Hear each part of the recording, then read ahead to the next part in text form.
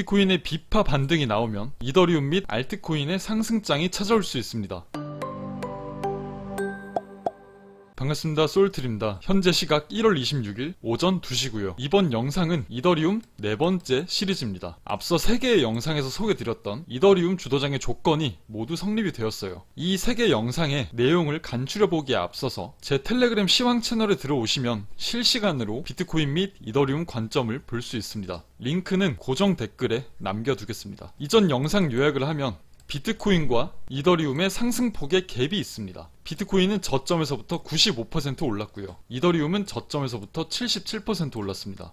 비트코인의 상승장 끝 무렵에서 이더리움이 마지막 피날레를 보여주면서 갭을 메꾸는 경우가 많아요. 그래서 이더리움이 힘을 받을 수 있다라는 근거로 하나 제시를 드렸었죠. 다음, 비트코인은 이 B포인트 매물대를 돌파한 이후에 배 패턴의 PRG 구역까지 상승이 가파르게 나왔습니다. 하지만 이더리움은 이 B포인트 매물대를 돌파한 이후에 이 PRG까지 도달하지 못했어요. 아직 리테스트를 하는 과정이다. 이더리움 또한 이 B포인트 매물대를 돌파했기 때문에 리테스트가 끝나면 마지막 피날레 상승이 나올 수 있다 라고 말씀을 드렸었죠. 그리고 마지막으로 과거 이더 주도장이 찾아왔던 순서를 말씀드렸어요. 요약해보면 첫 번째, 이더 사토시와 도미넌스가 상승합니다. 이더 사토시 차트와 도미넌스가 모두 한 차례 끌어올린 것을 볼 수 있어요. 그 다음 차례는 비트와 이더의 동반 폭락, 이 폭락이 나왔죠. 마이너스 20%가량 폭락이 나왔고요. 비트 전저점 붕괴가 되었습니다. 비트코인은 이 저점을 아래로 이탈시키고 마감하면서 전저점이 확실하게 붕괴가 되었죠. 마지막으로 이 3개의 과정이 끝나고 나면 이더 주도장으로 전환이 된다. 지금 이 3개까지 모두 진행이 되었습니다. 그럼 마지막 이더 주도장으로 전환만 남은 거예요. 자, 근데 이더 영상을 찍을 때면 항상 과거 프랙탈을 왜 보냐 이런 분들이 계셔서 하나 말씀드리면, 과거에 나왔던 주요 움직임은 개미가 아닌 마켓메이커가 만들어내는 움직임입니다. 그 사람들은 우리보다 훨씬 똑똑하고 치밀해요. 과거의 움직임을 살짝씩만 변형시켜서 계속해서 반복시킵니다. 그냥 우리는 단순하게 이들이 만들어냈던 과거 움직임을 통해서 그와 비슷하게 흘러간다면 매매를 통해서 기회를 사보는 겁니다. 그냥 이게 다예요. 그러니까 왜 과거 차트를 보냐, 이런 바보 같은. 자, 그럼 오늘 영상 주제와 함께 이더리움 주도장이 올 수 있을지에 대해서 제 생각을 말씀드릴게요. 결론부터 말씀드리면 올 수 있다라고 생각을 합니다. 아직 기준이 어떠한 것도 무너지지 않았어요. 그럼 첫 번째로 비트코인 복귀 먼저 해볼게요. 저번 영상에서 비트코인은 이 매물대 아래로 내려온 게 트랩이 맞다면 이 위치에서 옆으로 조금 밀지언정 다시 위로 올라선다라고 말씀을 드렸었죠. 첫 번째 리테스트에서는 저항을 받을 수 있고 이후에 여기서 버티다가 올리는 모습에 대해서도 설명을 드렸고요. 이 관점에 대한 변화는 없습니다. 더 자세한 내용은 이전 영상 돌려보시면 자세하게 설명해 놓았으니까 참고하시고요. 두 번째 주제, 이더리움 상승에 대한 근거. 첫 번째는 과거 프랙탈입니다. 기본적으로 비트코인이 이런 임펄스 상승을 만들어낼 때 이더리움은 따라가는 움직임을 보이죠. 그리고 비트코인의 추세가 한번 꺾인 이후 반등이 나올 때, 즉 비파 반등이 만들어질 때 이더리움은 큰 상승을 보여주는 경우가 많았습니다. 과거 프랙탈을 보도록 할게요. 이 부분을 보시면 굉장히 가파른 임펄스 상승이 진행이 되었죠. 그리고 하락 A파, 즉 추세를 무너뜨리는 하락 파동이 한번 나옵니다. 그리고 이 비파 반등이 나올 때 이더리움 주도장은 시작이 되었어요. 이 위치에서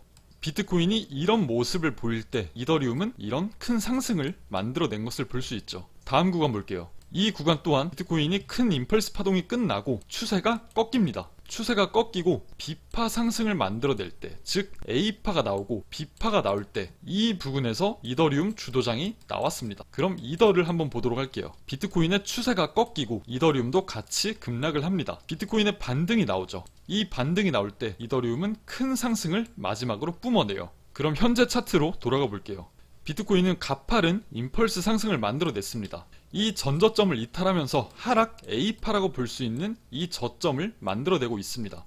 그러면 이 비파 반등이 나올 때 이 구간은 이더리움이 장을 주도할 수 있는 시기가 되는 것이다 라는 결론을 낼 수 있겠죠. 과거 두 차례나 같은 패턴이 반복됐던 만큼 이 비파동 상승이 나올 때 이더리움이 큰 폭으로 상승할 수 있다는 기대감을 갖고 자리를 보고 있는 거예요. 그리고 다음 근거는 이더리움이 현재 이 상승 채널 안에서 놀고 있습니다. 이번에 저항을 받고 크게 떨어졌죠. 떨어진 이후에 이 채널의 미들 라인에서 지지가 나오고 있어요.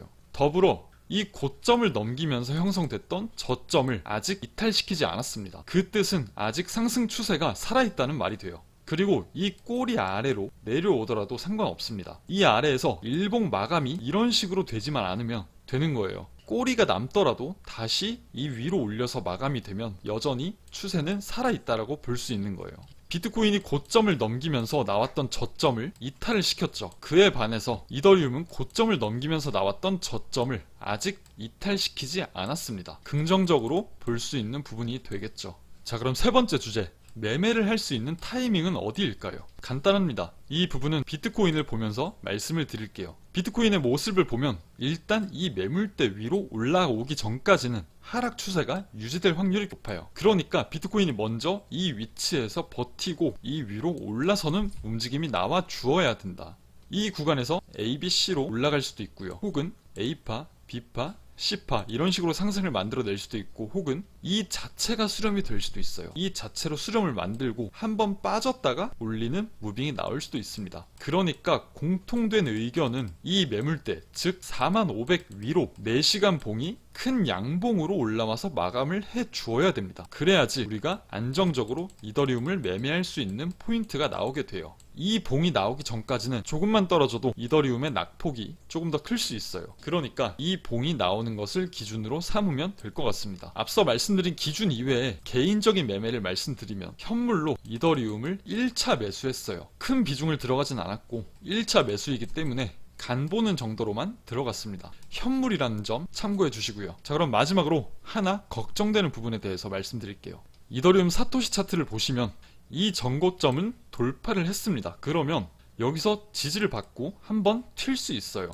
근데 한 가지 불안한 점은 비트코인의 하락에 맞춰서 이더리움 사토시 차트 또한 아래로 고꾸라졌다는 거예요. 제 계획대로라면 이 위치에서 이더리움 사토시가 옆으로 밀면서 버텨주어야 했습니다. 근데 같이 하락폭을 만들어냈다는 점이에요. 물론 얘가 떨어졌다고 이대로 같이 떨어진다는 것은 아닙니다. 이 고점을 넘긴 만큼 저점 리테스트가 끝이 나면 한 번 더 위로 올릴 수는 있어요. 하지만 이 움직임을 보면 이더리움의 매우 큰 상승은 기대하기 어렵지 않을까. 그러니까 비트코인이 올라와서 이더리움도 매매를 하게 된다면 상승폭은 먹을 수 있되 30%가 넘는 좀 큰 상승은 기대를 하기 어려울 수도 있다. 그러니까 다 필요 없고 제 텔레그램 시황 채널 그리고 카톡방에 오시면 실시간으로 전달을 드리도록 하겠습니다. 오늘 내용은 여기까지 하겠습니다. 모두 준비 잘 하셨으면 좋겠습니다. 감사합니다.